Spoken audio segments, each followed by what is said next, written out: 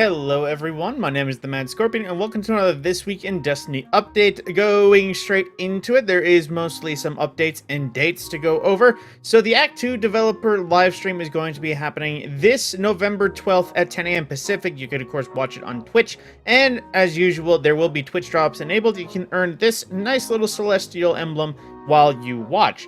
As well, the Grandmaster Nightfall Catch-Up Node. If you are not exactly in tune with Grandmasters, there is a node that will allow you to access every individual strike at least once a season. Once you complete it, it'll be removed from the available options. And why is that? Well, when it comes to both earning Conqueror and gilding Conqueror, you need to run every Grandmaster Nightfall a season at least once. That being said, pretty much you don't need to access it after completing the one time. At that point, you'll then just farm out whatever available Nightfall is for the week. They don't want you able to pick an easy Nightfall to farm constantly. So with that being said, again, it launches on November 19th. The Catch-Up Node will make it so that all 9 available Grandmaster Nightfalls will be there. In case you want to blitz it out, just get it done, or otherwise take it at your own pace.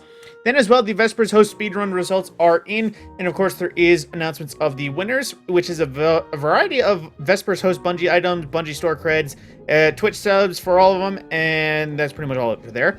As well, the Bungie Foundation Hurricane Relief is wrapping up. It's basically just over, and they wanted to report that it have raised more than $375,000 just because of donations with a variety of humanitarian partners. So that being said, thank you to anyone who donated in efforts to get Milton and Helena relief. Then as well, there is a community event, or I wouldn't say event, community submission, basically people making builds for Festival of the Lost and Haunted Sectors.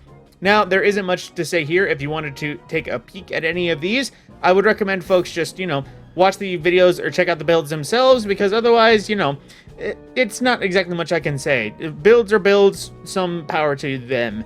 Then as well, we do have Pumpkin Fashion with Festival of the Lost, as that is more art donations, or I should say submissions, for the variety of pumpkins and cool looks, as well as Festival of the Lost Fashion with lots of various characters done in Destiny in large variety.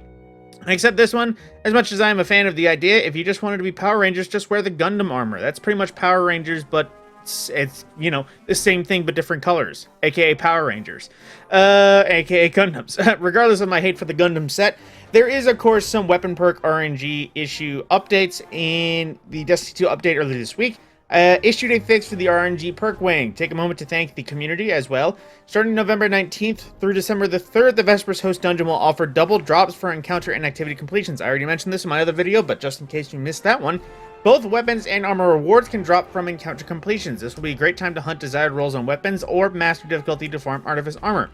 As well, Banshee will be selling a selection of weapons that will be giving curated perk rolls to allow us to get access to some of the harder rolls that may have been lost just because of the aforementioned drop bugs. So the weapons included are the Rose Competitive Hand Cannon with the Slide Shot Explosive Payroll set, the Multi-Mac Iron Banner SMG, which is the Attrition Orb's Kinetic Tremors, Indebted Kindness, which is the, Warlord's Ruin, Rocket Pistol with Loose Change and Volt Shot, the Compass Rose Shotgun from the Solstice event with Snapshot Sight and Slide Shot, the Hot-Head Adept from GMs with Tracking Module and Clown Cartridge, as well as the VS Chill Inhibitor from Vespers with Envious Arsenal Bait and Switch. Now, as a note, the dungeon-related weapons, that being Chill Inhibitor and the Indebted Kindness, will require the ownership of the dungeon and at least one run-through. Now, you don't need to own the armor or the weapon in collections, but you need to at least run the dungeon at least once. That being said, there will be a deep dive article coming with more details regarding this aforementioned issue. Now, the Weapon of the Festival of the Lost weapon perk update. Last week, we investigated an issue where the focusing options for Festival weapons on Eva Levante featured older weapons and roles intended. This issue has now been resolved. All Festival drops should be up to date, including focus decoding and drop as their 24 versions. Now, with some recent fixes. In the past Tuesday, update 8.1.0 went live with some special new bug fixes. And there is a patch notes right here for all of that. Now for some known issues, players are able to pick up a previous Solstice quest from Ava during Festival of Lost. I noticed that right off the bat.